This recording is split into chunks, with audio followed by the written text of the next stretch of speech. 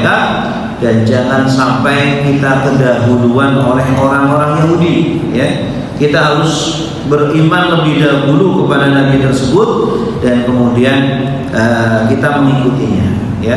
Akhirnya apa? Ini terjadi pada Bai'ah Aqabah, ya, menjelang hijrahnya Nabi SAW ke Madinah. Bai'ah Aqabah pertama ada belasan orang-orang Madinah yang berbaiat masuk Islam. Kemudian mereka pulang ke Madinah menyebarkan Islam. Kemudian bai'ah kedua puluhan sahabat dari Madinah. Sampai kemudian Nabi SAW hijrah ke Madinah dan begitu sangat cepat, ya, agama Islam tersebar di Madinah. Nah, bahkan ketika, ya, Nabi hijrah ke Madinah tidak butuh waktu yang lama, kecuali, ya, masyarakat Madinah hampir semuanya sudah memeluk agama Islam. Kecuali ada beberapa, ya, individu, ada beberapa personal dari orang-orang Aus yang belum masuk Islam. Bapak Ibu yang dimuliakan Allah, akhirnya apa yang dilakukan Nabi? Tidak begitu lama Nabi tinggal di Madinah, kemudian beliau, ya, memandang sesuatu yang sangat penting, ya. Tidak bisa kita hidup bersama, tidak bisa kita kemudian hidup bermajmuk. Ada yang dari Aus, ada yang dari Khazraj, bahkan ada yang penyembah berhala, ada juga yang beragama Yahudi. Kemudian tidak ada aturan-aturan yang mengatur di antara kita. Ya, tidak boleh kemudian hak ini diabaikan, kewajibannya tidak ditunaikan. Setiap warga negara, ya, mereka memiliki hak dan juga memiliki kewajiban, dan mereka memiliki aturan-aturan agar semua individu atau semua warga negara bisa hidup dengan aman, ya, bisa hidup dengan nyaman, sejahtera. Baik Bapak Ibu yang dimuliakan Allah, maka kemudian Nabi SAW bersegera membuat beberapa undang-undang, dan inilah yang dinamakan dengan Piagam Madinah, ya. Piagam Madinah itu kesepakatan semua orang-orang Madinah, baik dari kalangan muslimin, ya, ataupun dari kalangan al-Yahud, orang-orang Yahudi yang mereka sudah lama menetap di Madinah.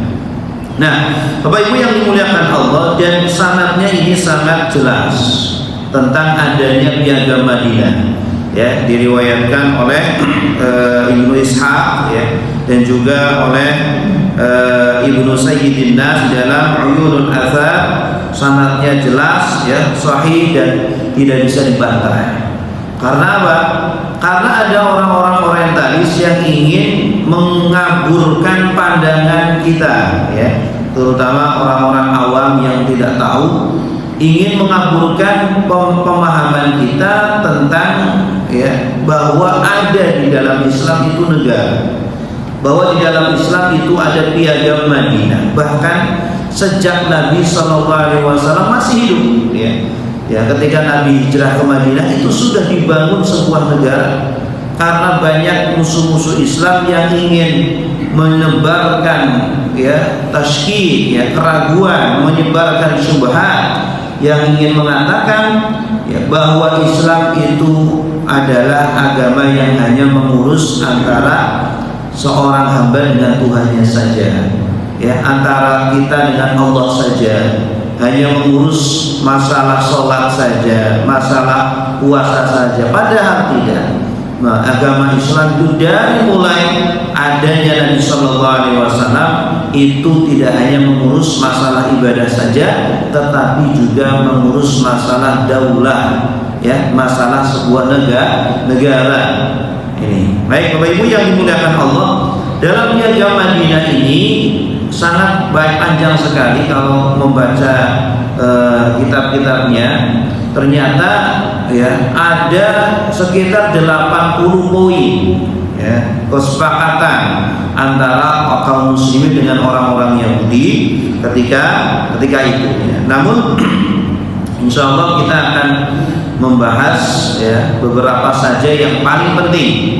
Beliau Syekh Ramadan Al-Buti menyebutkan ada 14 kesepakatan atau ada 14 poin yang tercantum di dalam Piagam Madinah, ya.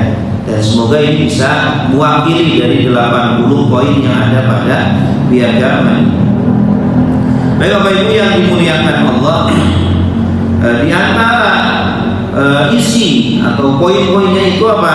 Yang pertama adalah al-muslimuna min Quraisy wa Yathrib wa man tabi'ahum falahiqa bihim wa jahada ma'ahum ummatun wahidatun min dunin nas, ya, bahwa umat muslimin baik dari suku Quraisy, ya, para muhajirin ataupun dari Yathrib, ya, ketika itu masih bernama Yathrib, ya, kemudian nanti dirubah oleh Nabi dengan nama Al-Madinah.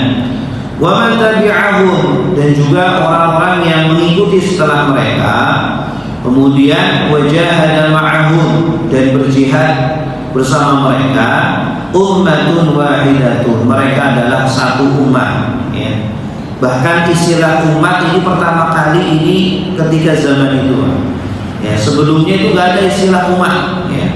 Dahulu mereka itu mengatakan kami adalah Khazraj, kami adalah Aus, kami adalah Quraisy, ya, kami dari bani ini, bani itu, dan seterusnya, ya. Kemudian datanglah Islam menghapus itu semuanya, ya. Udah, jangan katakan kami adalah Khazraj, jangan katakan kami Aus, semuanya melebur, semuanya adalah muslimin, ya. Katakan kami adalah orang-orang Islam, katakan, ya, kami semuanya sama, tidak ada yang lebih baik di antara kita. Tidak boleh kita membanggakan wah Khazraj lebih hebat daripada Aus, ya, wah Quraisy lebih hebat daripada Khazraj, tidak, ya. Maka kita pun seperti itu, tidak boleh kita membanggakan wah saya dari suku ini lebih baik daripada suku itu, ya. Semuanya kita sama, semuanya kita adalah muslimun, ya. Walaupun berbeda-beda kita asalnya, berbeda-beda kita keturunannya, maka semuanya adalah sama. Kita harus saling membantu, tidak pilih kasih, tidak membeda-bedakan antara satu dengan yang lainnya. Baik, Bapak Ibu yang dimuliakan Allah, ini adalah, ya, nilai yang sangat besar, ya. Nabi SAW menanamkan nilai yang sangat besar, yang sangat penting dalam membangun sebuah negara. Yang pertama, yang perlu ditanam pada setiap warga negara adalah nilai persatuan, dan bahwa mereka adalah sama, mereka adalah satu. Tidak boleh ada yang merasa lebih hebat, tidak boleh ada yang merasa lebih kuat dari antara satu dengan yang lainnya. Mereka adalah satu umat, adalah umat Muslim.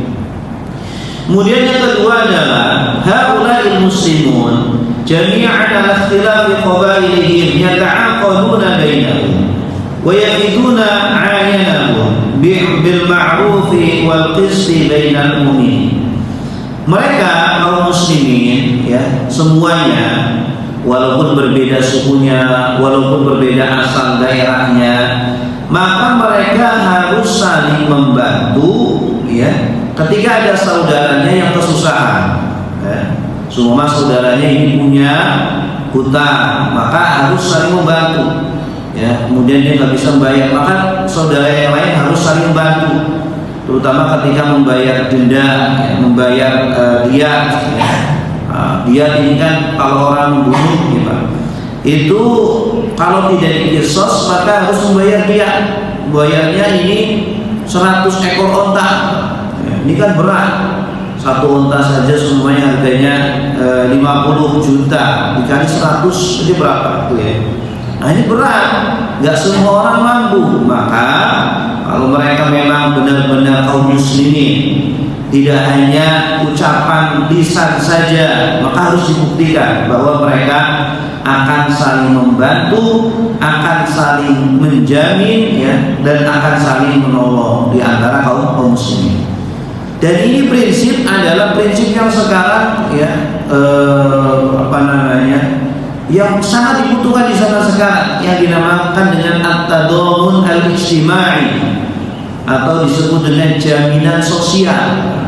Ya, sebuah negara itu harus antar satu warga negara dengan warga negara lainnya atau dengan warga yang lainnya, harus ada saling kesadaran untuk menjamin, untuk merasa saling aman, untuk saling menolong, gitu ya. Sehingga apa? Tidak ada satu di antara mereka yang merasa ya hidup sendirian di negara ini. Ya, tidak boleh kita hanya memikirkan keluarga kita saja. Ya, ketika anak kita nggak mampu kemudian kita tolong dia. Jangan, Islam itu tidak hanya memikirkan istri kita saja, atau suami kita saja, atau anak kita saja. Ya. Islam itu adalah sebuah agama yang mengajarkan kepada kita semuanya untuk saling membantu, untuk saling menjamin kepada semua pemeluknya, ya. Tidak hanya kepada keluarga kita saja. Krisis zaman sekarang kita itu apa, Pak? Ketika kita dengan keluarga, kita sangat membantu sekali. Kita sangat standby untuk membantu keluarga kita, istri kita, anak kita. Ya, tapi dengan saudara kita, dengan tetangga kita, dengan sahabat kita, kita merasa itu adalah orang lain, itu adalah nggak perlu, itu bukan kewajiban kita, gitu ya. Padahal dari sejak zamannya Nabi SAW, Nabi SAW sudah menanamkan sebuah prinsip yang sangat penting agar majunya sebuah negara adalah at-tadhamun al-ijtimai, adanya rasa menjamin ya antar satu warga dengan warga yang lainnya dalam masalah sosial, ya, masalah ekonomi. Kita punya teman, punya tetangga seumpama ya tidak beruntung kita, maka kita harus peduli bagaimana agar dia lepas dari masalahnya. Ya, mungkin kita memiliki tetangga yatim, anak yatim nggak sekolah, harus kita peduli. Nah, ini namanya tadhamun ijtimai, yang merupakan bukan tanggung jawab pemerintah saja, tetapi juga tanggung jawab seluruh warga negara. Nah, ini sudah ada sejak zaman Nabi Shallallahu Alaihi Wasallam. Kemudian yang ketiga, innal mu'minina la yatrukuna mufrahan, ya. Sesungguhnya kaum muslimin itu tidak boleh meninggalkan orang yang terlilit hutang. Di zaman Nabi itu banyak, sampai sekarang juga banyak. Orang-orang yang banyak terlilit hutang tidak boleh kita dibiarkan begitu saja, ya. Walaupun itu bukan keluarga kita. Karena di zaman dulu orang-orang Yahudi ini sering melakukan riba, ya. Ketika orang-orang mau berusaha ataupun untuk memenuhi kebutuhan harian, mereka berhutang biasanya kepada orang Yahudi yang banyak uangnya. Nah, orang Yahudi ini nggak mau memberikan hutang kecuali ada bunganya, kecuali ada tambahannya. Ya, akhirnya apa? Ya, banyak di antara mereka yang tidak bisa membayar hutang. Ya, karena apa? Karena bunganya terus naik, nggak bisa bulan ini, oke bulan depan, tapi ditambah lagi ya. Asalnya bayarnya hanya harusnya 1 juta doang, tambah 1.100.000. Bulan depan nggak bisa, naik lagi sampai nggak bisa bayar hutang. Bahkan sampai menjadi budak, ya. Banyak anak-anak mereka menjadi budak, ataupun istri mereka menjadi budak gara-gara riba itu. Ya, mereka nggak bisa bayar hutang, akhirnya yang menjadi taruhan adalah dia sendiri ataupun anaknya, sehingga ketika itu budak sangat marak ya di masyarakat ketika itu. Nah, di dalam Islam kemudian mengajarkan kepada kita semuanya harus ya peduli kepada orang yang terlilit hutang. Bainahum an yu'tu fi fidain atau aqalin, itu dengan cara menebusnya. Ada di antara mereka seumpama terlilit hutang, maka kita tebus ataupun kita bayari, ataupun yang memiliki tanggungan yang lainnya. Kemudian yang keempat, ilal mu'minin al-muttaqin ala man bagha minhum aw yudagha dasisata dhulmin aw ismin aw udwan aw fasad bainal mu'minin wa anna aydiyahum alaihi jami'an walau kana waladu ahadihim. Sesungguhnya orang-orang mukmin yang bertakwa maka harus melawan segala macam kezaliman, harus melawan segala macam penindasan, ya. Semuanya harus bersatu. Kalau ada warga negara Madinah, baik dari Aus atau Khazraj ataupun yang lainnya, ada yang melakukan kezaliman, ada yang melakukan kejahatan, ada yang melakukan penindasan, maka kita harus lawan bersama-sama. Mau dari suku manapun harus dilawan bersama-sama. Inilah ya prinsip keadilan, tidak memandang dia berasal dari suku mana, ya, baik dia itu bahkan dia anaknya sendiri ataupun dia anak pemimpin, ya, kalau dia melakukan kezaliman maka harus dilawan bersama-sama, ya. Makanya ayatnya kan wala udwana illa 'alal zalimin. Tidak ada permusuhan kecuali atas orang-orang yang zalim. Bukan wala udwana illa 'alal kafirin, bukan, ya. Jadi kita menentang orang, melawan orang, menyerang orang itu bukan karena dasar kekafirannya. Ya. Orang kafir kalau tidak menyerang kita, orang kafir kalau aman dengan kita, Allah hukumnya kita menyerang mereka. Ya. Yang boleh diserang adalah orang-orang yang zalimin. Ya, apalagi kalau kafir yang zalim, kafir yang harbi, nah boleh diperangi kafir harbi.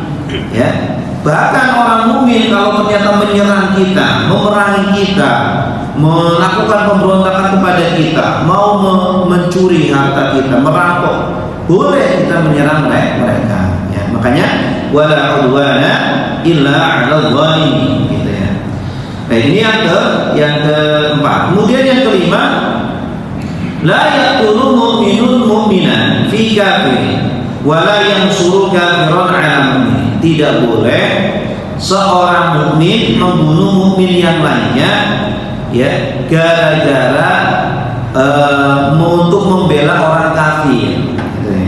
Jadi sumpah kayak gini, ada orang mukmin membunuh orang kafir, ada orang mukmin membunuh orang kafir, maka tidak boleh mukmin yang lainnya membunuh, mungkin gara-gara orang mukmin ini bersahabat dengan orang kafir tadi yang dibunuh, kemudian orang mukmin ini bunuh orang mukmin tadi yang bunuh. Tidak boleh.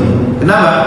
Karena dalam Islam itu ada kesetaraan, ya, antara orang kafir dengan orang mukmin. Ya, ketika orang mukmin membunuh orang kafir, hukumannya bukan qisas, tetapi membayar diyah, ya, membayar denda kepada orang kafir tersebut. Ya, karena ada kesetaraan, tidak ada kesetaraan antara mukmin dengan kafir. Begitu pula tidak boleh kita menolong orang kafir gara-gara orang kafir itu menzalimi orang mukmin. Ya. Kemudian yang keenam, inna silmal mu'minin wahidatun la yusallimu mu'minun duna mu'minin fi qitalin fi sabilillah illa 'ala sawa'in wa 'adlin bainahum. Sesungguhnya kalimat damai di antara kaum mukminin yang ada di Madinah itu satu, ya. Tidak boleh satu kelompok mengatakan damai, kemudian kelompok yang lainnya nggak damai. Tidak boleh, harus bersatu. Ya, kalau ternyata ada ancaman dari luar, ada serangan dari luar, ya, maka tidak boleh kita melakukan damai dengan mereka kecuali atas persetujuan semua, ya, elemen masyarakat yang ada di kaum muslimin itu. Tidak boleh hanya satu kemudian apa yang lain tidak sependapat kemudian langsung diterapkan. Tidak boleh. Harus satu komando, harus satu suara di antara kaum mukmin. Kemudian yang ketujuh, zimmatullahi wahidatun yujiru alaihim adnahum wal mu'minuna ba'duhum mawali ba'din dunan nas. Dimahnya Allah itu maksudnya adalah perlindungan Allah. Ya. Artinya semua warga negara wajib mendapatkan perlindungan dari Allah Subhanahu wa Ta'ala. Mau yang rendah, mau rakyat atau pejabat, mau yang kaya ataupun yang miskin, mau yang hitam ataupun yang putih, ya semuanya mendapatkan perlindungan dari Allah. Ya, zimmatullahi wahidatun. Ya, maka semua harus dilindungi, tidak boleh pilih kasih. mentang-mentang ini hitam kemudian tidak diperhatikan, boleh. Semuanya harus mendapatkan perlindungan, dan semuanya adalah mawali, semuanya adalah kekasih satu sama lain. Kita adalah kekasih, kita saling mengasihi. Kemudian yang ke-8, la yahillu lil mu'minin aqarra bima fi sahifati wa amana billahi wal yawmil akhir an yansura muhdisan. Tidak boleh bagi seorang mukmin yang ikut mengakui piagam Madinah ini, ya, hidup di negara Madinah ini, kemudian menolong pelaku kerusakan, ya. Boleh menolong orang yang berbuat kerusakan di negara tersebut, ataupun melakukan pemberontakan, ataupun melakukan pembunuhan, pencurian, perzinahan. Nah, kita semuanya harus satu suara untuk melawan segala macam kerusakan atau kezaliman tersebut. Nah, Bapak Ibu yang dimuliakan Allah, ini 8 poin yang berkaitan dengan kaum mukminin. Nah, berikutnya adalah dari poin 9 ini berkaitan dengan orang-orang Yahudi. Bagaimana dengan orang-orang Yahudi? Al-Yahudu yunfiquna ma'al Yahud madamu muharibin. Orang-orang Yahudi itu mereka satu sama lain saling bahu-membahu, satu sama lain saling memberikan infak, ya, atau memberikan donasinya untuk melawan musuh yang menyerang mereka. Ya, artinya apa? Kaum muslimin tidak membebani mereka apa-apa, sudah mereka urus, ya, diri mereka. Artinya seumpama mereka itu ada peperangan dengan kelompok lain, ya, kita kaum muslimin tidak ikut-ikutan. Kemudian mereka hidup di Madinah dibebaskan dari membayar apa-apa, tidak wajib membayar jizyah, tidak wajib membayar pajak, apalagi membayar zakat, nggak ada, bebas, ya. Silakan kalian hidup di negara Madinah, walaupun kalian hanya pendatang. Terus kemudian kalian tidak wajib membayar jizyah atau pajak. Kalian silakan, ya, hidup dengan damai. Silakan kalian bermuamalah di negara Islam ini, asalkan kalian jangan membuat kerusakan, ya, jangan membuat onar, jangan membunuh, jangan mencuri, berzina dan lain sebagainya. Dibebaskan oleh baginda Nabi Sallallahu Alaihi Wasallam. Kemudian yang ke-10, Yahudu Bani Auf ummatun ma'al mu'minin Yahudi dinuhum walil muslimin dinuhum. Yahudi Bani Auf juga bersama kaum mukminin ini satu umat, artinya mereka bersaudara. Walaupun beda agama, walaupun beda kepercayaan, ya, kita mungkin punya tetangga tidak muslim, tetapi kita adalah satu umat. Umat apa? Umat Indonesia, gitu ya. Umat Indonesia. Artinya kita harus saling menghormati, harus saling menghargai. Bagi mereka agama mereka, bagi kita juga agama kita, ya. Lil Yahudi dinuhum wa lil muslimina dinuhum illa man dzalama wa asima, kecuali yang zalim. Kalau melakukan kezaliman, maka kita sama-sama melawan kezaliman tersebut, ya. Kemudian yang ke-11, inna 'alal yahud nafaqatahu wa 'alal muslimina nafaqatahu. Bagi orang Yahudi, ya, dana yang harus mereka keluarkan untuk diri mereka, begitu pula untuk orang muslimin. Yang ke-12, kullu ma kana baina hadhihi sahifah min hadatsin wa istijarin yakhafu fasaduhu fa inna maradahu ila Allah wa ila Rasulillah. Segala macam, ya, kerusakan atau perselisihan atau permusuhan yang terjadi di antara warga negara orang-orang Madinah, maka kembalinya adalah kepada Allah dan juga kepada Rasulullah Sallallahu Alaihi Wasallam, ya. Karena ketika itu yang berkuasa adalah Madinah ini menjadi negara Islam, yang berkuasa adalah kaum muslimin, ya, maka mereka harus kembali kepada Al-Quran dan hadis Rasulullah Sallallahu Alaihi Wasallam. Ya, dan ini bukan berarti kemudian diskriminasi, ya, bukan berarti kemudian ini, wah, gimana katanya menghargai agama yang lain, kitab suci yang lain. Kenapa yang diambil adalah Al-Quran dan hadis? Ya, karena ketika itu mayoritas adalah kaum muslimin, dan negara di bawah kepemimpinan kaum muslimin. Nah, ketika rujukannya adalah Al-Quran dan hadis, maka sangat wajar sekali gitu ya. Dan bahkan ketika diterapkan Piagam Madinah ini, Bapak Ibu sekalian, selama 2 tahun, Masya Allah, kehidupan di Madinah semakin aman, kehidupan di Madinah semakin sejahtera, ya, mereka bisa menikmati kehidupan yang luar biasa di bawah kepemimpinan Rasulullah Sallallahu Alaihi Wasallam. Kecuali kemudian setelah 2 tahun setelah itu, orang-orang Yahudi ini tidak tahan, Pak. Orang-orang Yahudi ini punya kebiasaan makar, punya kebiasaan mengingkari janji, punya kebiasaan berbuat curang dan lain sebagainya. Mereka gak sabar, akhirnya 2 tahun berikutnya mereka mengingkari perjanjian Madinah ini. Mereka menodai Piagam Madinah ini. Akhirnya kemudian Nabi dengan sahabat dengan sangat tegas, ya, memerangi mereka, bahkan mengusir mereka dari Madinah, ya. Artinya apa? Yang memberontak kepada negara, yang tidak siap untuk taat, ya, maka tegas Nabi SAW bahkan mengusir Bani Nadir dari perkampungan mereka.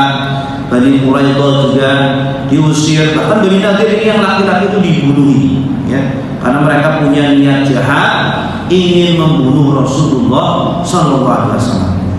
Ya, jadi ini bukan masalah sepele, Pak. Ketika ada pemberontak di negara ini, itu bukan masalah sepele. Ini bisa membuat negara hancur, ya, bisa membuat negara bubar gara-gara di para pemberontak-pemberontak. Sehingga Rasulullah SAW mengambil tindakan yang sangat tegas, ya, kepada mereka para pemberontak. Baik Bapak Ibu yang dimuliakan Allah, apa pelajaran, ya? Kita akan mengambil beberapa pelajaran saja dari Piagam Madinah. Yang pertama, bahwa Islam itu, kalau kita melihat Piagam Madinah sebenarnya kata yang paling cocok untuk zaman sekarang. Piagam Madinah itu bisa dikatakan dengan dustur, ya. Dustur itu artinya undang-undang, ya. Jadi undang-undang itu sudah ada sejak zaman dahulu. Islam itu sudah memakai itu, bahkan mempraktekkan, ya, dalam kehidupan sehari-hari, sehingga tercipta sebuah negara Madinah. Masyarakat Madinah hidup dengan tenang, dengan aman, dengan sentosa, ya. Itu sudah dipraktekkan oleh Rasulullah. Tidak hanya sebuah teori, ya, tidak hanya sebuah ucapan-ucapan saja, sudah dilakukan oleh Rasulullah yang dinamakan dengan dustur atau undang-undang. Itu sudah ada, ya. Jadi sebelum ada negara ini, negara itu Rasul sudah melakukan. Sehingga kalau ada orientalis, musuh-musuh Islam yang mengatakan bahwa Islam itu adalah agama yang mengatur hanya urusan hamba dengan Tuhannya saja, itu salah. Itu mereka nggak membaca sejarah, ya. Gimana Islam hanya mengatur urusan hamba dengan Tuhannya saja? Wong, dari sejak Nabi SAW ada, Nabi sudah membuat negara, ya, negara Madinah.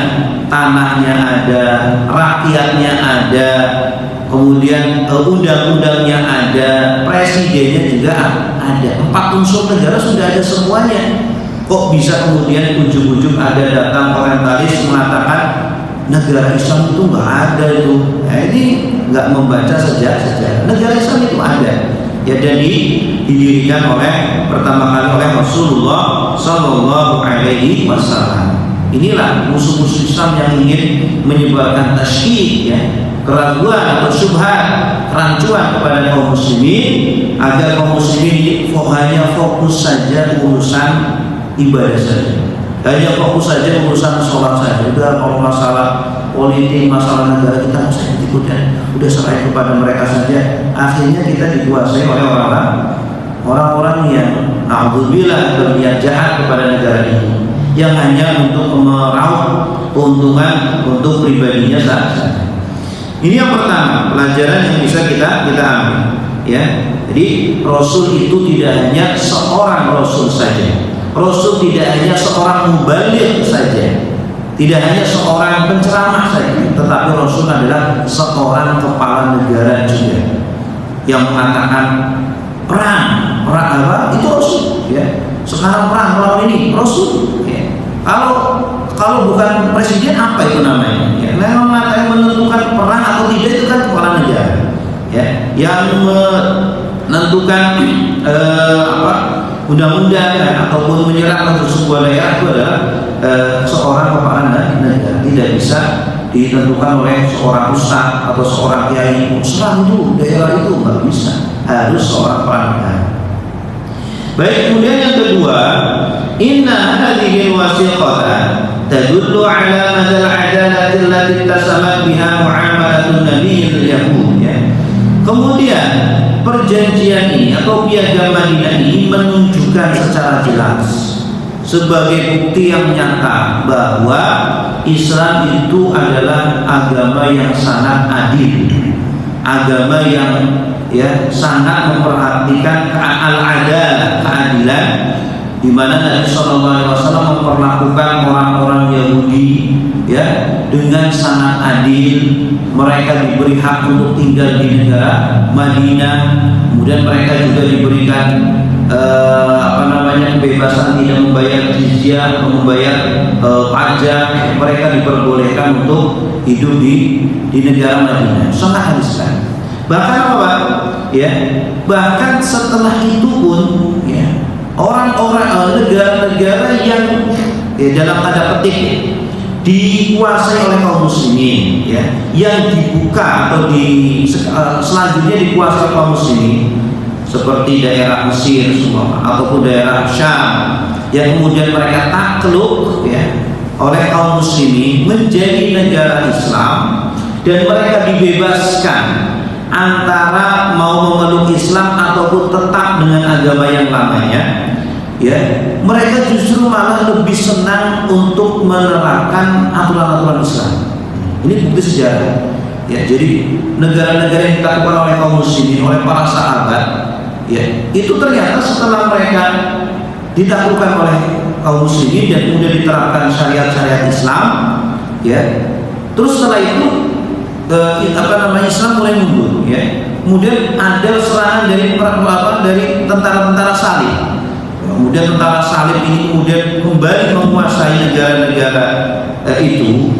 Kemudian ketika mereka ditanya, bahkan para pemuka-pemuka agamanya ditanya, kalian ini ingin menggunakan aturan yang digunakan oleh kaum muslimin dulu, saudara-saudara kalian, atau dengan aturan yang baru, yang dibawa oleh para tentara-tentara salib. Mereka dengan kompak tanpa ragu-ragu, kami lebih senang menggunakan aturan kaum muslimin. Kami lebih senang menggunakan aturan kaum muslimin, dengan aturan, karena mereka betul-betul diberikan haknya, betul-betul diperhatikan kebutuhannya, diperlakukan sama dengan kaum muslimin, dengan sangat adil, begitu. Sehingga pernah terjadi ada orang Yahudi yang kemudian bersengketa dengan kaum muslimin, dan kalau tidak salah di daerah Syam, sedangkan ibu kotanya ketika itu ada di Madinah. Akhirnya orang Yahudi ini merasa benar, merasa benar, dan memang benar. Dia tidak terima ketika di Syam itu diperlakukan kurang adil oleh sebagian orang kaum muslimin. Datang ke Madinah, mengadukan kepada khalifah. Kemudian setelah khalifah mengecek-recek, oh iya benar, ternyata ini kebenaran ada pada orang Yahudi, dibenarkan. Makanya dibela orang Yahudi dan dia dibenarkan, dan orang muslim ini yang salahnya disalahkan. Kemudian haknya diberikan kepada orang Yahudi itu, sehingga orang Yahudi sangat berterima kasih sekali. Dan ini tidak hanya terjadi pada 1-2 orang, tapi hampir semua non-muslim, orang Yahudi ataupun orang Nasrani yang tinggal di negara Islam, baik di Madinah ataupun di luar Madinah, mereka merasa keadilan yang begitu nyata dipraktekkan oleh orang-orang muslim ketika itu. Baik. Jadi tidak benar dengan ucapan orang-orang yang mengatakan jangan menerapkan syariat Islam, nanti orang-orang kafir, orang-orang non-muslim pasti nanti akan terzalimi, hak-haknya pasti akan diambil, ya. Mereka kemudian tidak aman hidup di negara ini. Nah, ini adalah bahkan yang mengatakan bukan non-muslim, padahal yang mengatakan adalah orang muslim sendiri. Ini tidak benar, karena fakta sejarah mengatakan justru banyak orang-orang non-muslim yang mereka lebih senang agar diperlakukan syariat Islam pada negara ini. Baik Bapak ini yang dimuliakan Allah. Kemudian yang ketiga, dapat hadhihi wasiqah ala ahkamin hamatin fi syariatil islamiyah. Ya, perjanjian atau piagam Madinah ini menunjukkan hal-hal yang sangat penting, ya. Yang saya sebutkan secara singkat saja. Yang pertama adalah adanya yadullu al-bandul awal. Poin yang pertama menunjukkan ala anna Islam huwa wahduhu alladhi yu'allifu wahdatal muslimin. Bahwa satu-satunya yang bisa menyatukan, ya, kaum muslimin, yang bisa menyatukan semua warga Madinah ketika itu adalah Islam, ya, bukan atas nama suku Khazraj, bukan atas nama suku Aus ataupun apalagi Yahudi, tidak. Yang menjadikan kita sama, menjadikan kita merasa ada kewajiban untuk saling menolong, saling membantu, ya, dan tidak ada sekat-sekat di antara kita adalah Islam. Ya, kalau kita katakan saya adalah dari suku ini, saya adalah dari suku itu, saya adalah mazhabnya ini, mazhabnya itu, nggak akan pernah bersatu. Ya, silakan kita berbeda, silakan kita dari suku ini, suku itu, mazhab ini, mazhab itu, silakan. Tetapi ingat, kita adalah satu, kita adalah Muslim. Ya, agama kita adalah satu, kitab kita adalah satu, kiblat kita juga satu. Selama kita masih kiblat ke Makkah, ya, selama kita sholatnya masih sama, nabinya sama, Tuhannya sama, jangan bertengkar, ya, jangan saling merendahkan, jangan saling menghina dan seterusnya. Ya, kita harus bersatu kaum muslimin. Ya. Kemudian yang kedua, yadullu bandul asani wasalis ala anna min ahammi simatil mujtama' zuhurul ma'na at-takaful wa tadawun. Poin yang kedua dan yang ketiga menunjukkan atau menjelaskan kepada kita semuanya bahwa karakter yang paling penting dalam sebuah negara agar negara ini menjadi negara yang aman, yang sejahtera, ya, adalah adanya karakter at-tadhamun al-ijtimai, ya, adanya rasa saling menjamin, jaminan sosial. Semakin sebuah negara warganya saling menjamin, saling menanggung, saling peduli satu sama lain, maka negara itu aman. Negara itu insya Allah penuh dengan kesejahteraan, penuh dengan keamanan, hidup dengan sentosa dan lain sebagainya. Sebaliknya, sebuah negara kalau sudah tidak peduli, ya, sudah tidak ada saling merasa menjamin satu dengan yang lain, saya nggak aman nih kalau jangan-jangan ini kalau saya motor taruh di sini bisa hilang nih, ya. Bahkan dulu belum bisa mana, baru beberapa tahun yang lalu di mana, di Irak, ya, di Irak atau di mana, Libya kalau nggak salah, negara yang sangat sejahtera ketika itu, Irak itu sebelum dibombardir, ya, itu sampai mereka itu kalau naruh motor, kalau menaruh kunci, ya, kunci rumah itu nggak pernah dibawa, motor itu taruh di luar, kuncinya nyantol. Itu udah cerita terkenal, ya. Negara Irak saking amannya seperti itu, kita nggak takut naruh motor kuncinya masih nyantol di motor, itu nggak takut, ya. Terus naruh kunci rumah kuncinya masih nyantol, itu nggak takut, nggak bakal ada orang yang ngambil, ya. Saking amannya, saking amannya, gitu, ya. Dan kalau ada barang hilang pasti balik lagi, ya. Kalau kita di kita gimana? Kita sendal aja kadang hilang, ya. Itu menunjukkan apa? Berarti memang sudah sangat jauh, gitu, ya. Bahkan kadang kita menemukan nilai-nilai seperti itu di negara non muslim, ya di Selandia Baru atau di mana, ternyata kan survei membuktikan bahwa negara yang paling islami, bukan paling Islam, paling menerapkan nilai-nilai Islam ternyata negara non muslim.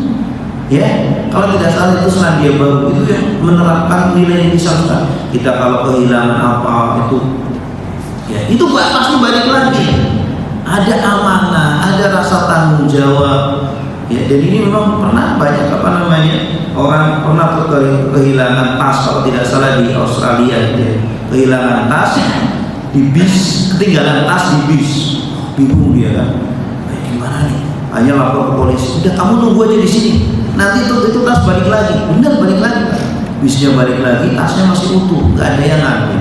Kalau di negara kita kira-kira gimana? Wih, lama. Jangankan yang ketinggalan, yang kita pegang aja kadang diambil sama orang. Baik, kemudian yang ketiga yaitu bentuk sabi alamat taqa'an musawa bainal muslimin. Kemudian poin yang ketiga dari Piagam Madinah ini menunjukkan secara detil, ya, bukan hanya secara umum saja, secara detil adanya persamaan di antara kaum muslimin, tidak memandang sukunya, tidak memandang jabatannya, tidak memandang keturunannya, semuanya di mata Allah adalah sama. Masuk masjid semuanya lepas sendal, tidak ada yang kemudian mentang-mentang ini mentang-mentang anak presiden sendalnya dipakai, enggak ada. Semuanya sama, ya. Kemudian yang terakhir adalah yadulluna al-badu tsani 'ashar 'ala anna al-hakam al-'adl alladhi la yajuzu lil muslimin an yar'u ila ghairihi fi sayri khusumatihim wa khilafatihim wa syu'unihim innama huwa syari'atullah. Poin yang ke-12 menunjukkan bahwa hakim yang paling adil, ya, hakim yang paling adil yang terbukti bisa menyelesaikan semua perselisihan-perselisihan di antara mereka, baik di antara kaum muslimin atau dengan orang-orang Yahudi, adalah syariatnya Allah Subhanahu wa taala dan Rasulullah yang ada di dalam Al-Qur'an dan di dalam hadis. Dan itulah syariat, ya, ataupun undang-undang atau hukum-hukum yang paling cocok, relevan bagi semua manusia, tidak hanya untuk kaum muslimin. Dan sudah terbukti, ya, ketika Al-Quran dan hadis diterapkan kepada semua manusia, jangankan orang muslim, orang non-muslim pun merasa, ya, nikmat yang sangat luar biasa, merasa haknya betul-betul mereka dapatkan, mereka terjamin kehidupannya, seperti itu, ya. Baik Bapak Ibu yang dimuliakan Allah, itulah yang bisa kami sampaikan tentang dasar negara Madinah. Yang ketiga yaitu membuat perjanjian ataupun piagam Madinah antara kaum muslimin dan orang-orang Yahudi. Sebelum diakhiri, ada pertanyaan, silakan.